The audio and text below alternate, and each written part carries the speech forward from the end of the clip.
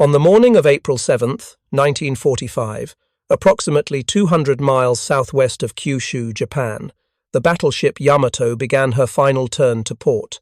Water flooded through her hull from at least 8 separate torpedo wounds. Fires consumed her superstructure. Over 3,000 men aboard faced a simple, terrible mathematics. The ship was dying, and most of them would die with her. In less than 2 hours, she would capsize and detonate in an explosion visible for 60 miles. And through all of this, through the chaos, the flooding, the fires, the dying her main battery, the 9 massive 18.1-inch guns that defined her very existence, remained trained uselessly toward an empty horizon. They had not fired. They would not fire. The weapon system that Japan spent 7 years designing, that consumed resources equivalent to building 4 aircraft carriers, that represented the absolute apex of battleship gunnery technology, would sink to the bottom of the East China Sea without ever engaging an enemy surface target in combat. This was not an accident. This was not bad luck. This was the inevitable conclusion of a philosophical error so profound that it cost Japan not just a ship, but any realistic hope of naval victory in the Pacific War. The Yamato's main guns remained silent on April 7th because the entire strategic premise of her existence, the decisive surface engagement between opposing battleship fleets, had become a tactical impossibility the moment the first aircraft carrier proved it could project power beyond visual range. But understanding how Japan arrived at this catastrophic miscalculation requires returning to the moment when the vision of Yamato first took shape, when the world's naval architects still believed that bigger guns and thicker armor represented the future of naval warfare rather than its requiem. If you're enjoying this deep dive into the story, hit the subscribe button and let us know in the comments from where in the world you are watching from today. The story begins not with construction, but with constraint. In 1922, the major naval powers signed the Washington Naval Treaty, an attempt to prevent another ruinous arms race like the one that preceded the First World War. The treaty imposed strict limits on battleship construction. No new capital ships over 35,000 tons, no guns larger than 16 inches. For the next 14 years, these restrictions were held, but everyone knew the treaty would expire in 1936, and Japanese naval planners viewed this approaching deadline with a mixture of opportunity and existential dread. The opportunity was obvious: freedom to build without restriction. The dread was more fundamental. Once the treaty expired, the United States Navy would resume construction, and America possessed an industrial capacity that dwarfed Japan's by nearly every measurable metric. The mathematics were brutal and inescapable.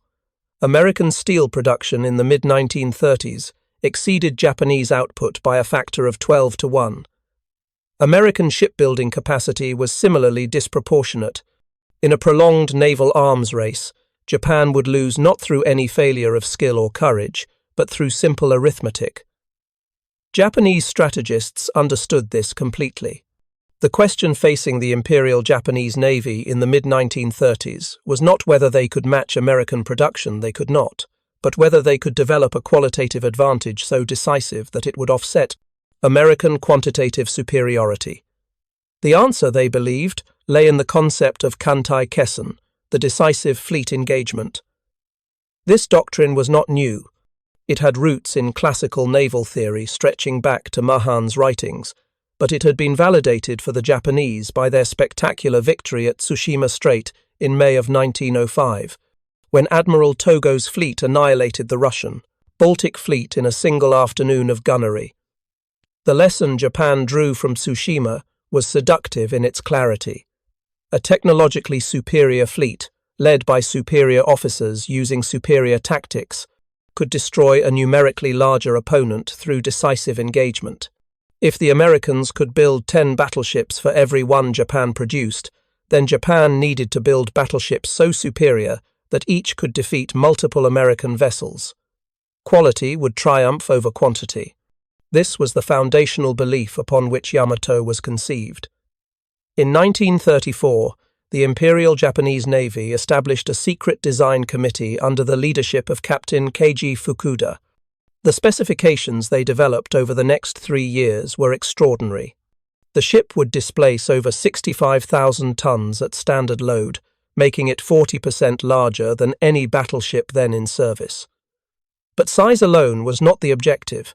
The true innovation lay in the main battery. 9 46-centimeter naval rifles, 18.1 inches in diameter, arranged in 3 triple turrets. No nation had ever mounted guns of this caliber on a warship.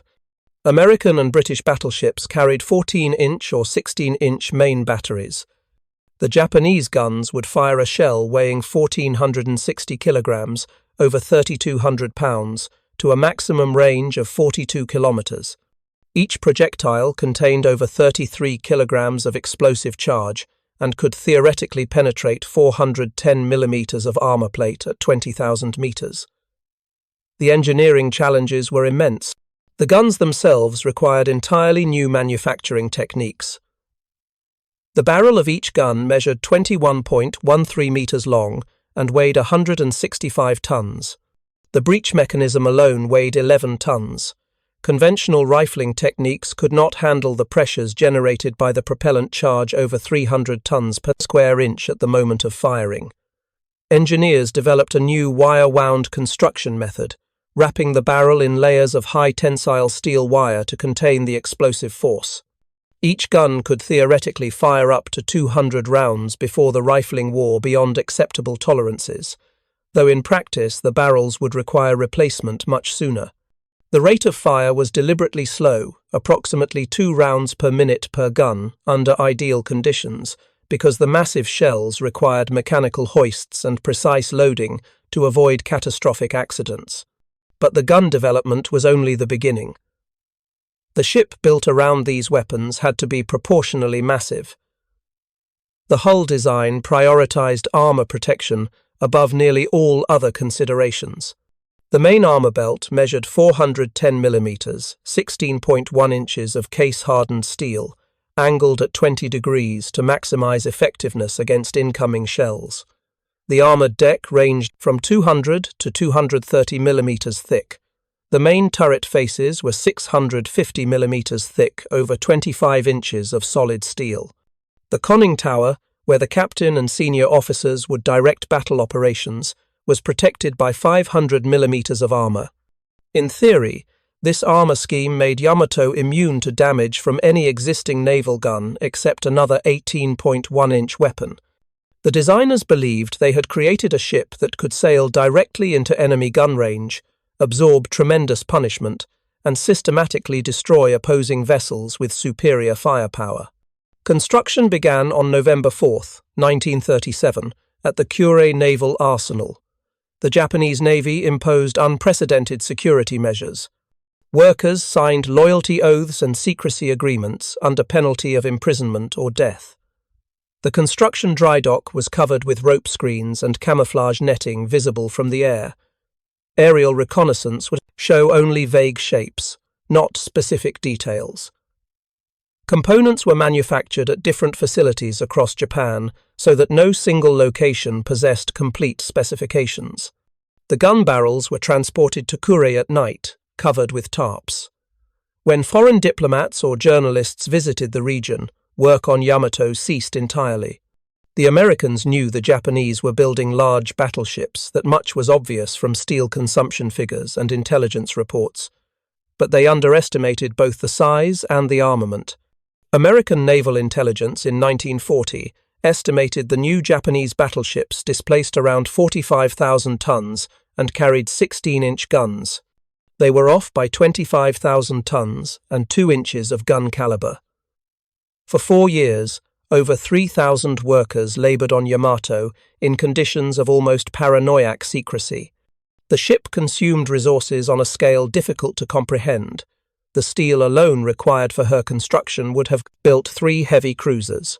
The main gun turrets required custom hydraulic systems capable of rotating over 2,000 tons of steel and machinery with sufficient precision to keep the guns on target, despite the ship's motion through heavy seas. The fire control system represented the pinnacle of analog computing technology. Mechanical calculators factored in ship speed, target speed, range, wind velocity, air temperature, barrel wear, and even the Coriolis effect from Earth's rotation. The system could theoretically calculate a firing solution for targets up to 40 kilometers away, adjusting for the fact that the shells would take over a minute to reach maximum range targets, during which time both the firing ship and target vessel would have moved significant distances. On August 8, 1940, Yamato slid down the ways into Kure Harbor. Workers cheered, brass bands played, officers stood at attention. The launching ceremony was deliberately modest, no foreign observers, no press coverage beyond carefully controlled Japanese media, but internally, the Japanese Navy celebrated what they believed was a triumph of engineering and strategic thinking. They had built the ultimate battleship, a vessel so powerful that its mere existence would shift the naval balance in the Pacific. American planners, once they discovered the truth about Yamato's capabilities, would have to reconsider any plan for direct fleet engagement. The decisive battle, when it came, would be fought on Japanese terms. Yamato completed her fitting-out phase through 1941.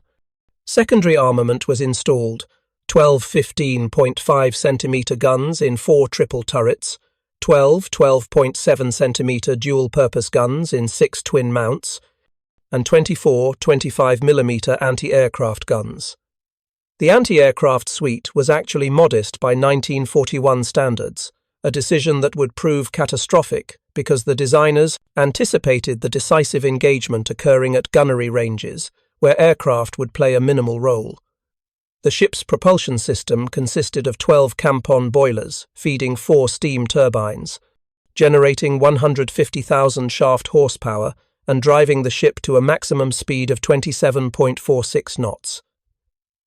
This was fast for a battleship of her size, though not exceptional. Range at cruising speed was listed as 7,200 nautical miles, though this figure assumed optimal conditions and neglected the fact that Japan's oil reserves were already critically limited. On December 16, 1941, 9 days after Pearl Harbor, Yamato officially entered service as the flagship of the combined fleet. The timing seemed prophetic. Japan had just executed the most successful carrier-based surprise attack in naval history. The American Pacific Fleet lay crippled at Pearl Harbor, with multiple battleships sunk or damaged. The Philippines were falling. Malaya was under assault. The southern resource area, the oil, rubber, and strategic materials Japan desperately needed, lay open for conquest.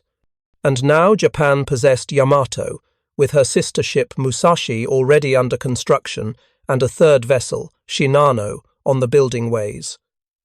Everything appeared to be proceeding according to plan, but there was a problem, one that few officers wanted to acknowledge openly. Pearl Harbor had demonstrated that battleships were obsolete. 6 Japanese aircraft carriers had launched 353 aircraft against Pearl Harbor. Those aircraft had sunk or damaged 8 battleships, destroyed 188 American aircraft, and killed 2,335 military personnel. Not a single Japanese battleship participated in the attack. The entire operation demonstrated that carrier-based aviation could strike targets hundreds of miles beyond the horizon, far beyond the range of even Yamato's massive guns. This was not theoretical. This was proven tactical reality. And the man who planned Pearl Harbor, Admiral Isoroku Yamamoto, understood the implications completely. He had spent years advocating for naval aviation.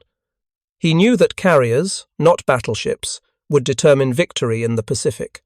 But institutional momentum in the Imperial Japanese Navy remained fixed on the battleship doctrine. Too much had been invested in training, in infrastructure, in national prestige, to simply abandon the concept overnight. So the rationalization began. Yamato would serve as the fleet flagship. She would provide decisive firepower when the great surface engagement finally occurred. Her presence alone would influence American strategic planning. Aircraft carriers were important, certainly, but the ultimate test of naval supremacy would still come down to steel against steel, gun against gun. This was what generations of Japanese naval officers had trained for. This was doctrine. And, Doctrine, once established, possesses tremendous inertia. Yamato's war record reflects this fundamental confusion between doctrine and reality. In June of 1942, she participated in the Midway operation as Admiral Yamamoto's flagship. But she sailed 300 miles behind the carrier strike force. When 4 Japanese fleet carriers, Akagi, Kaga, Soryu, and Hiryu, were destroyed by American dive bombers on June 4th, Yamato was too far from the action to intervene. She fired no shots. She retreated with the rest of the fleet.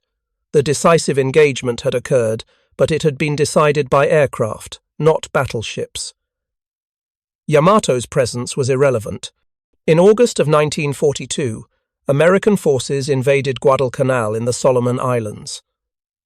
The Japanese Navy committed to a brutal 6-month campaign to dislodge them.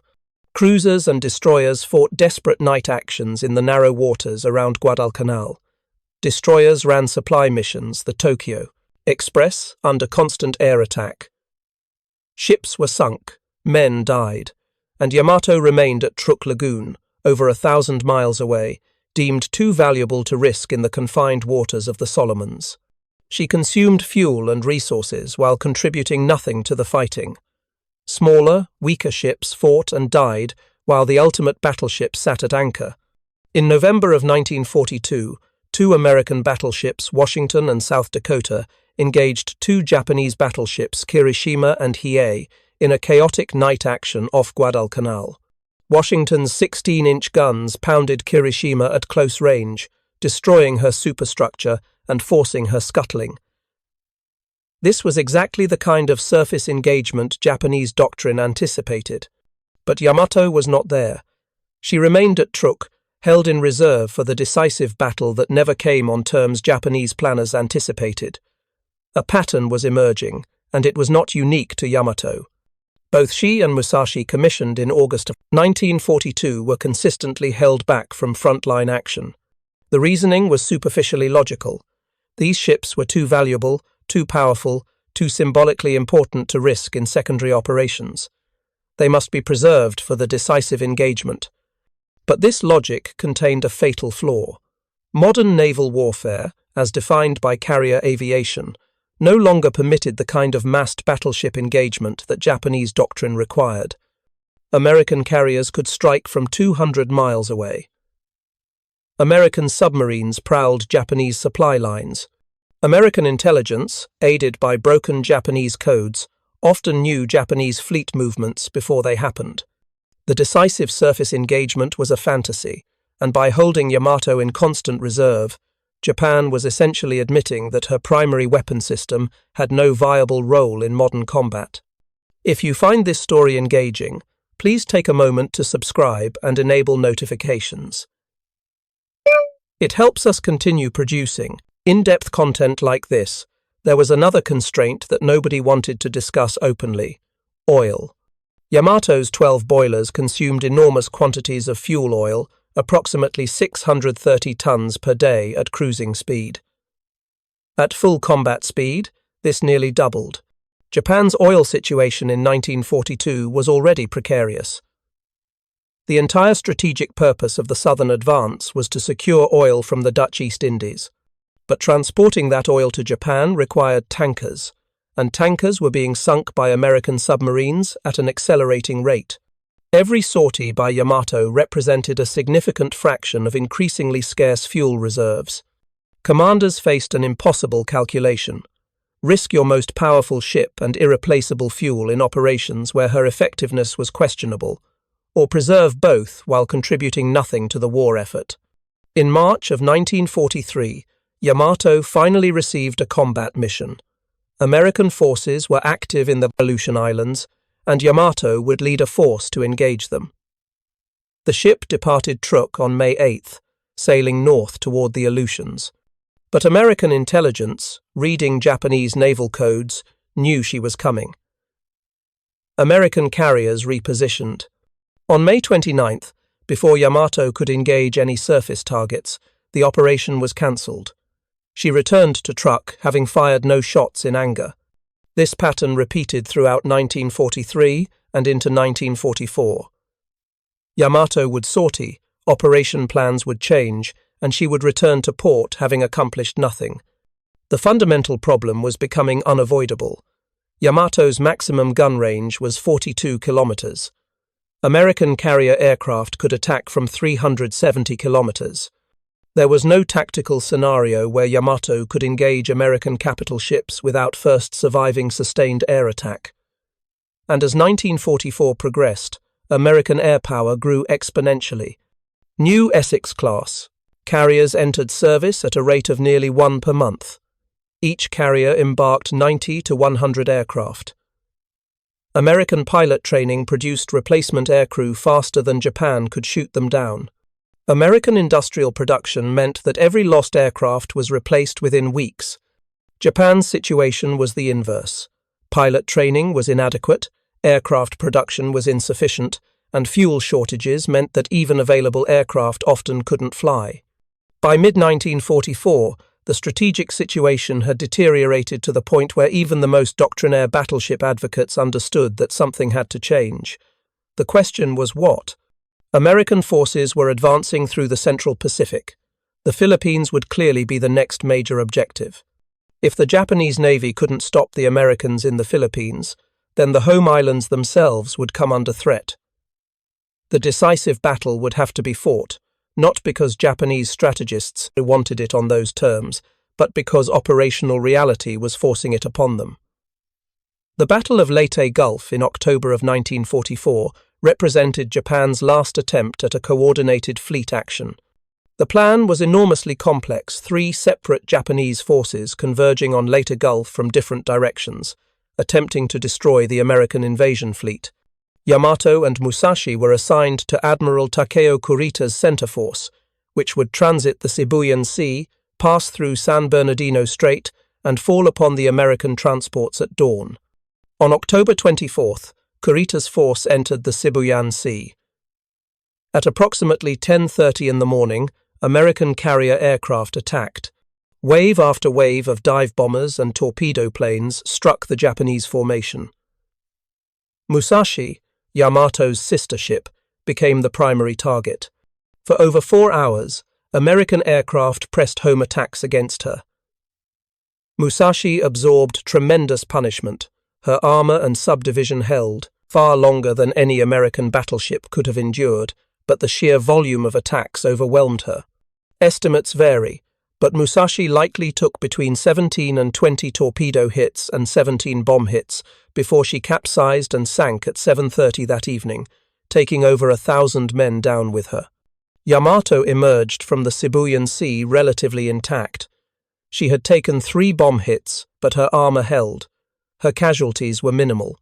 That night, Kurita's force passed through San Bernardino Strait and headed south toward Leyte Gulf. At dawn on October 25th, they encountered not the American invasion fleet, but a group of American escort carriers, small, slow, lightly armed vessels, never intended to fight surface ships. This was the moment. This was exactly the scenario Yamato had been designed for. Enemy ships within gun range, no battleships to oppose her, clear weather conditions, optimal firing solutions. And for 20 minutes, Yamato's main battery finally fired in combat. Her 18.1-inch guns targeted the escort carriers, lobbing massive shells in high arcs. But hitting small, maneuvering carriers at long range proved extraordinarily difficult. The American carriers made smoke, launched aircraft, zigzagged desperately. Yamato fired her main battery approximately 100 rounds. She scored no confirmed hits on any carrier. Some shells fell near destroyers and destroyer escorts. One escort carrier, USS Gambier Bay, was eventually sunk but by cruiser fire, not by Yamato's guns. American destroyers and destroyer escorts made suicidal torpedo runs against the Japanese battleships, forcing them to maneuver and breaking up their firing solutions. And then, inexplicably, Admiral Kurita ordered his force to withdraw. The reasons for Kurita's decision remain debated. He believed American fleet carriers were approaching. He thought his force was more damaged than it actually was. He had been under continuous air attack for 2 days, and was likely suffering from physical and mental exhaustion. Whatever the reason, the Japanese force turned north and retreated. Yamato's one opportunity to engage enemy capital ships in a surface action lasted 20 minutes and accomplished virtually nothing. The Philippines campaign was a catastrophe for Japan. 4 carriers, 3 battleships, 10 cruisers, and 9 destroyers were sunk. Japan's naval aviation was effectively destroyed. The American reconquest of the Philippines isolated Japan from her southern resource areas. No more oil, no more rubber, no more raw materials.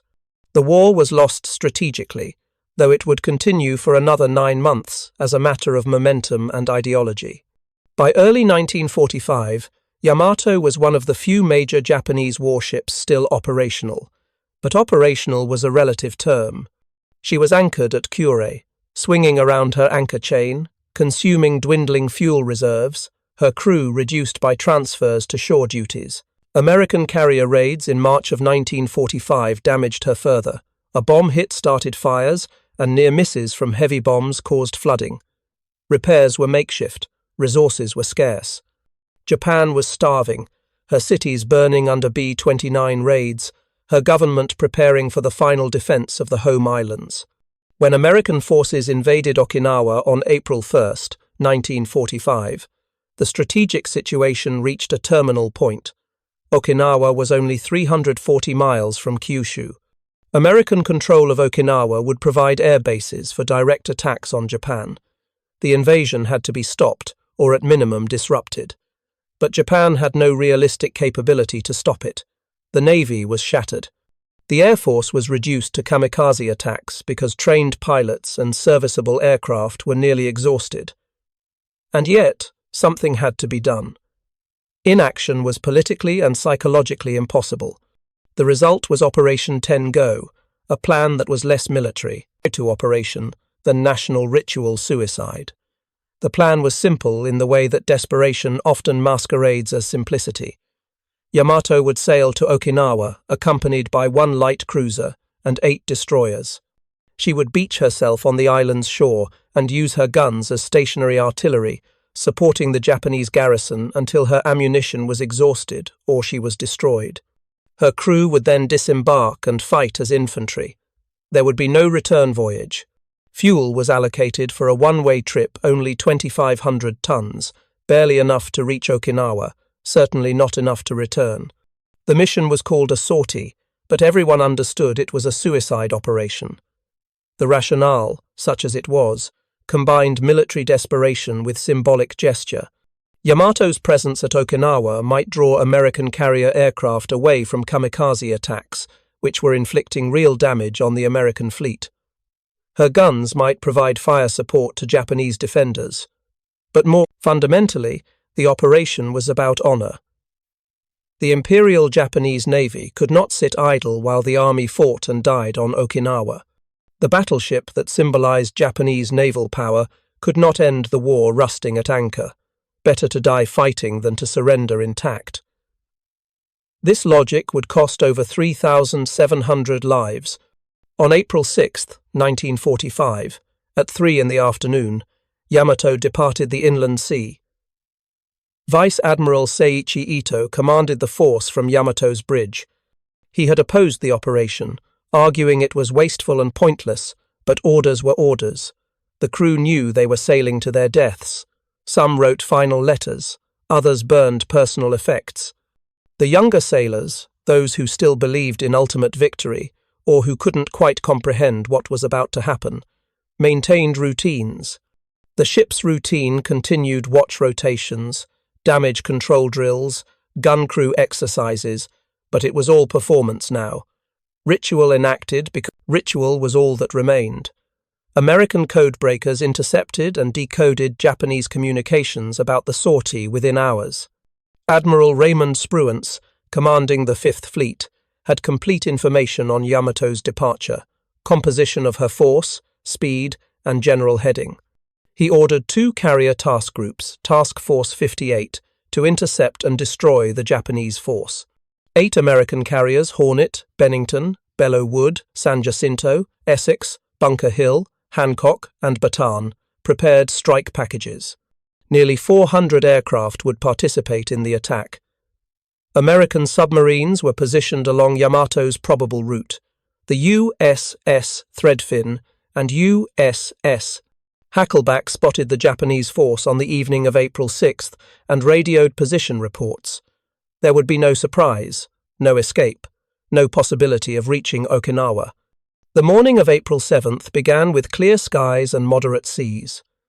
Yamato's force steamed south at 20 knots, the maximum, speed sustainable given the fuel situation. Lookouts scanned the horizon. Radar operators monitored their sets, though Japanese radar technology remained inferior to American systems. At approximately 8 in the morning, search aircraft from the American carriers located the Japanese force. The Americans maintained visual contact from that point forward, shadowing the ships, radioing position updates, waiting for the strike packages to launch. At 10 o'clock, Yamato's radar detected the first American formations approaching from the southeast. Admiral Ito ordered his force into anti-aircraft formation destroyers screening Yamato and the light cruiser Yahagi. Gun crews manned their stations. Yamato's anti-aircraft armament had been significantly upgraded since her commissioning. She now carried over 150 anti-aircraft guns of various calibers, including the 25mm Type 96 weapons that served as the backbone of Japanese close-range air defense. But these weapons were marginal at best, manually aimed, relatively slow-firing, and firing shells with inadequate explosive power to reliably destroy attacking aircraft. The first wave of American aircraft arrived at 12:32 p.m. F-6F Hellcat fighters strafed the ships to suppress anti-aircraft fire. SB-2 Sea Helldiver dive bombers attacked from high altitude. TBF Avenger torpedo bombers came in low, approaching from multiple directions simultaneously to split defensive fire.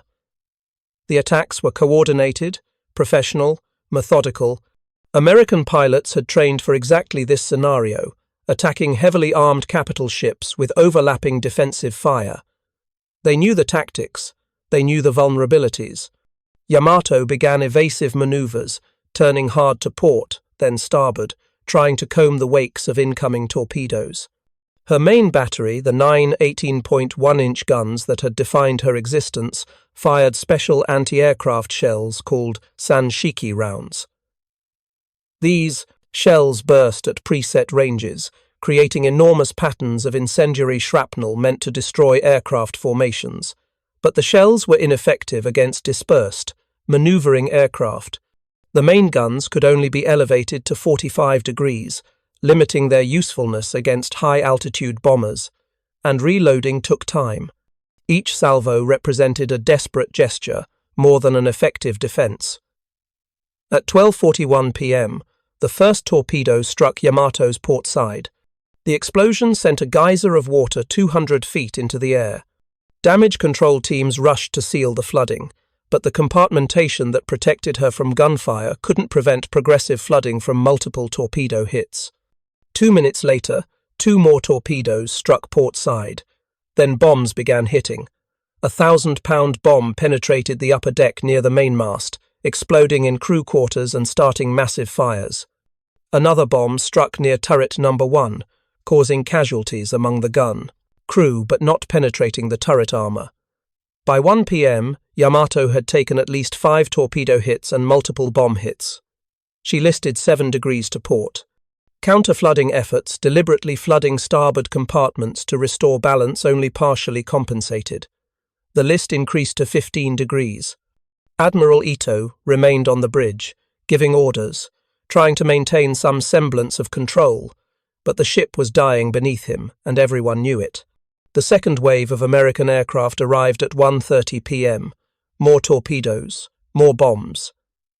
The attacks concentrated on Yamato's port side, methodically compounding the damage, increasing the list. At 1:40 p.m., 2 torpedoes struck nearly simultaneously amidships. The list increased to 20 degrees. Systems began failing. Electrical power to some sections cut out. Communications between different parts of the ship deteriorated. Men trapped below decks pounded on hatches that couldn't be opened because of the list. Water cascaded through ventilation shafts and cable runs, flooding compartments that should have been watertight. At 2:05 p.m., Admiral Ito ordered abandon ship. By this point, the list exceeded 30 degrees and was accelerating. Men scrambled across the tilting deck, many sliding into the ocean. Others remained trapped below. The main guns, elevated to maximum elevation in a futile attempt to engage aircraft, pointed uselessly at the sky. Throughout the entire engagement, nearly 90 minutes of sustained attack, Yamato's main battery had accomplished nothing. The 18.1-inch guns, the most powerful naval rifles ever constructed, the weapons that justified her existence, had fired special anti-aircraft shells with negligible effect and had never once engaged the kind of surface target they were designed to destroy. At 2:20 p.m., Yamato capsized to port and sank. As she rolled over, the magazines for turret number 1 detonated over 1,000 tons of propellant and shells exploding simultaneously. The blast was cataclysmic. A mushroom cloud rose 6,000 meters into the air. The explosion was heard over 100 miles away. Of the 2,747 men aboard, only 280 survived. Vice Admiral Ito went down with his ship, as did Captain Kosaku Aruga. Most of the crew never made it off. Many were trapped below decks. Others were killed by the explosion or died in the oil-covered water from exposure, burns, or drowning. The American attackers lost 10 aircraft, 7 to anti-aircraft fire, 3 to operational accidents. 12 American aircrew died. The exchange ratio was brutal. 277 Japanese deaths for every American killed. This was what modern naval warfare looked like. This was the reality that battleship doctrine had refused to acknowledge. The light cruiser Yahagi sank under similar circumstances, taking over 400 men with her. 4 of the 8 escorting destroyers were also sunk. The survivors struggled back to Japan. The American carriers recovered their aircraft, refueled, rearmed, and prepared for further operations. For them, the destruction of Yamato was significant but not decisive. One more Japanese capital ship eliminated, one more step toward ultimate victory. The strategic situation hadn't changed. The invasion of Okinawa continued. American forces would secure the island by June, at enormous cost to both sides, and then prepare for the invasion of Japan itself. But Yamato's sinking carried symbolic weight that transcended her military value. She represented the ultimate expression of pre-war Japanese naval philosophy. The belief that superior technology, superior training, and superior will could overcome material disadvantage. She embodied the idea that the decisive battle would be won by steel and fire and human courage. And she died without ever fulfilling that vision, destroyed by an enemy that had fundamentally reimagined naval warfare, while Japan clung to increasingly obsolete doctrine. The historical irony is profound and multifaceted. Japan spent enormous resources building Yamato and her sister ships' resources that could have built dozens of destroyers, or fleet carriers, or merchant vessels to protect the supply lines that actually sustained Japan's war effort. The 18.1-inch guns consumed steel and engineering capacity that could have produced thousands of aircraft or hundreds of tanks. The fuel oil allocated to Yamato's operation, even the limited amount provided for her final sortie, could have kept dozens of smaller vessels operational for weeks. And all of this expenditure, all of this effort, was based on a strategic premise that was outdated before Yamato ever entered service. The numbers tell the story with clinical precision. Yamato's main battery fired approximately 170 rounds total during her entire service life. Most of these were test firings. In combat, her main guns engaged enemy ships during the Battle off Samar for approximately 20 minutes and scored no confirmed hits on any major target. Against aircraft, the special anti-aircraft shells were ineffective. The guns that could theoretically engage targets at 42 kilometers were useless against aircraft attacking from 370 kilometers away. The armor that could resist 16-inch shells was irrelevant against aerial torpedoes that struck below the waterline. The fire control systems that represented the peak of analog computing technology couldn't target aircraft making high-speed evasive maneuvers. Japan's experience with Yamato and Musashi both sunk by aircraft, both having accomplished virtually nothing with their main batteries, should have provided unambiguous lessons about the nature of modern naval warfare. But institutional resistance to doctrinal change is extraordinarily powerful. Even after both super battleships were sunk, Japanese naval officers continued to plan for surface engagements that would never occur.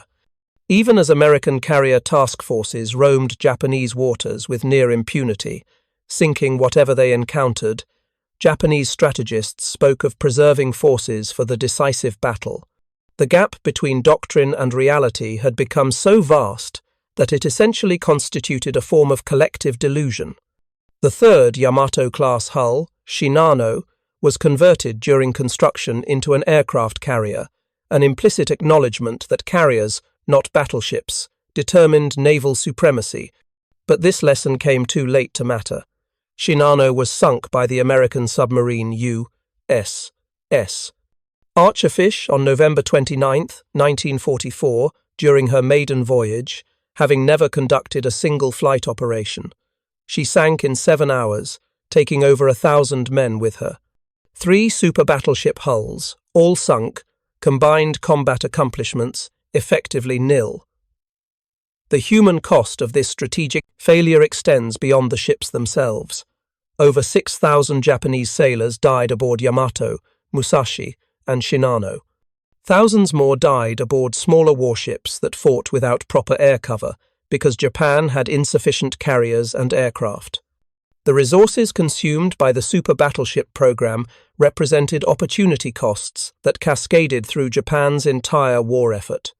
Every ton of steel in Yamato's hull was a ton not available for merchant shipping.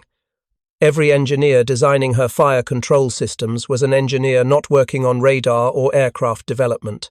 Every trained sailor aboard her was a sailor not manning a destroyer or submarine. The strategic inefficiency was staggering. American naval observers who studied Yamato's wreck after the war, examining her armor scheme, her gun design, her internal arrangements, expressed professional respect for the engineering achievement while simultaneously noting that it was an achievement in the wrong direction. Yamato represented the perfection of a paradigm that had already been superseded. She was to naval warfare what the longbow was to medieval combat, a weapon system refined to absolute mastery precisely at the moment when technological change rendered mastery irrelevant. English archers at Agincourt could drive arrows through armor at 100 yards and still lost the future to gunpowder. Japanese naval architects could design battleships immune to 16-inch shells and still lost the Pacific to carrier aviation. The final, bitter irony is that the decisive battle Japan spent decades preparing for the Kantai-Kessen that justified every strategic decision, every resource allocation, every training hour, never occurred. There was no Tsushima. There was no climactic gunnery duel between massed battleship fleets. The war was decided instead by industrial production, by logistics, by submarine warfare, by amphibious operations, and overwhelmingly by carrier-based aviation. The weapons and tactics that Japan had perfected proved largely irrelevant. The weapons and tactics Japan had undervalued proved decisive. Yamato lies today in 225 feet of water in the East China Sea. Her bow section sits upright, partially buried in sediment. Her stern section lies on its side, the massive propellers still visible. The explosion that destroyed her scattered debris over a wide area. Japanese dive teams have surveyed the wreck multiple times, documenting the damage, recovering some artifacts, placing memorial plaques. The wreck site is protected under Japanese law as a war grave. It serves as a reminder, if one were needed, of what happens when doctrine becomes detached from tactical reality, when institutional momentum prevents adaptation to changed circumstances, when pride and tradition override cold strategic calculation. The men who died aboard Yamato, the sailors who manned her guns, maintained her engines, fought her fires, and went down with her were not responsible for the strategic errors that led to her creation and misuse. They were professionals, executing orders, maintaining discipline, serving their nation as they understood their duty. Many of them recognized, in those final moments as the ship rolled over, that they were dying for a weapon system that had never fulfilled its purpose. Some of the survivors later spoke of the strange, terrible futility of it, manning the most powerful battleship ever built while being destroyed by aircraft they couldn't effectively engage, feeling the ship dying beneath them while her main guns remained silent, swimming through oil-covered water while watching the ship that represented years of their lives disappear in a catastrophic explosion. The broader lesson extends beyond naval warfare, or even beyond World War II. Yamato's story illustrates how organizations, military, corporate, governmental, can become trapped by their own investments and assumptions. The sunk cost fallacy operates at national scale as effectively as at individual scale. Japan had invested 7 years in designing Yamato, 4 years in building her, tremendous resources in training her crew, and developing tactics for her employment. Abandoning this investment required admitting that the investment had been misguided from the start. Institutional pride made this admission nearly impossible, so the investment was defended, rationalized, and ultimately wasted in a manner that cost thousands of lives and contributed nothing to Japanese strategic objectives. Modern military theorists study Yamato as a cautionary example of procurement failure and doctrinal rigidity. The F-22 fighter program, the Zumwalt-class destroyer, various armored vehicle programs all have been compared to Yamato in critical analyses. The comparison may not always be precise, but the underlying dynamic is similar, defining requirements based on outdated assumptions, investing heavily in capability sets that may be superseded by changed tactical conditions, allowing institutional momentum to override evidence that the program is no longer aligned with strategic needs. Yamato failed not because she was poorly designed by battleship standards, she was superbly designed, but because the battleship paradigm itself had become obsolete, and institutional inertia prevented recognizing this fact until far too late. For Japan, Yamato's loss in April of 1945 had minimal immediate strategic impact because Japan's strategic position was already hopeless. The home islands were under blockade. Cities were being systematically destroyed by B-29 raids. The Soviet Union would enter the war in August. Atomic bombs would fall on Hiroshima and Nagasaki in August. Japan would surrender in mid-August. Yamato's presence or absence changed none of this. She had been strategically irrelevant for years. Her sinking merely made that irrelevance explicit and final. The sailors who survived Yamato's sinking faced an uncertain future. Many were transferred to shore duties. Some fought in the defense of Okinawa or the home islands. All lived through Japan's surrender and the subsequent occupation. For many of them, the memory of Yamato's final hours remained traumatic. The sounds of men trapped below decks, the sight of the ship capsizing, the explosion, the struggle to survive in the water. Some never spoke of it. Others eventually shared their experiences, contributing to the historical record, helping later generations understand not just what happened, but what it felt like to experience the death of a ship and a doctrine simultaneously. In contemporary Japan, Yamato occupies a complex cultural space. She represents both national tragedy and a certain pride in technical achievement. Museums display artifacts recovered from the wreck. Books and films depict her final voyage. The 2005 film Yamato presented a dramatized but generally historically accurate portrayal of her last sortie, focusing on the human stories of her crew rather than glorifying the operation itself. The ship serves as a symbol of sacrifice, of the costs of war, of young men dying for decisions made by others. This is perhaps more honest than treating her as a symbol of military prowess, because her actual military accomplishments were negligible while her human cost was enormous. The engineering data from Yamato influenced post-war naval architecture in subtle ways. The armor schemes, the compartmentation, The lessons learned from how she absorbed damage, all of this entered the collective knowledge base of naval designers worldwide. But the fundamental lesson was strategic rather than technical. No amount of armor, no gun caliber, no feat of engineering can compensate for building the wrong weapon for the actual war you're fighting. Technology must serve strategy, not define it. Capabilities must align with realistic tactical scenarios, not idealized doctrinal preferences. The American Navy, ironically, also struggled with the transition from battleship to carrier doctrine, though less catastrophically than Japan. American battleships saw extensive service in the Pacific War, primarily in shore bombardment roles and anti-aircraft defense. The battleship USS Washington's destruction of Hiroshima proved battleships could still be effective in surface combat under certain circumstances. But American doctrine adapted much more quickly. Carriers became the centerpiece of task forces. Battleships were relegated to supporting roles. When American strategists planned operations, they thought in terms of carrier airstrikes first, surface action second. This flexibility allowed American capital ships to remain useful, even as the paradigm shifted. Japanese rigidity prevented similar adaptation. Thank you for watching.